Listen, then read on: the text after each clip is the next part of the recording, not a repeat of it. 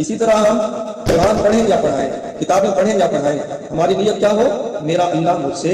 राजी हो जाए। अपने अल्लाह को मनाना भी है, अपनी दुआओं में खास तौर पर अल्लाह को मनाना, या अल्लाह मैं जो पढ़ा रहा हूँ, मैं पढ़ रहा हूँ, या अल्लाह मेरा पढ़ाना अपनी बारगाह में कबूल फरमा लीजिए, मेरा पढ़ना अपनी बारगाह में कबूल फरमा लीजिए। असल तो कबूलियत है,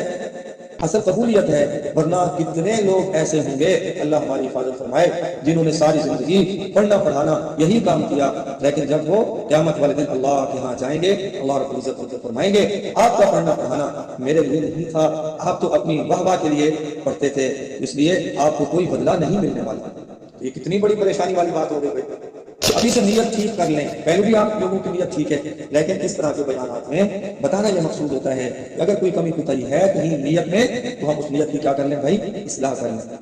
तो सबसे पहले नीयत कर ली आप लोगों ने कि मेरा अल्लाह मुझसे राजी हो जाए, ये है हमारे पढ़ने पढ़ाने का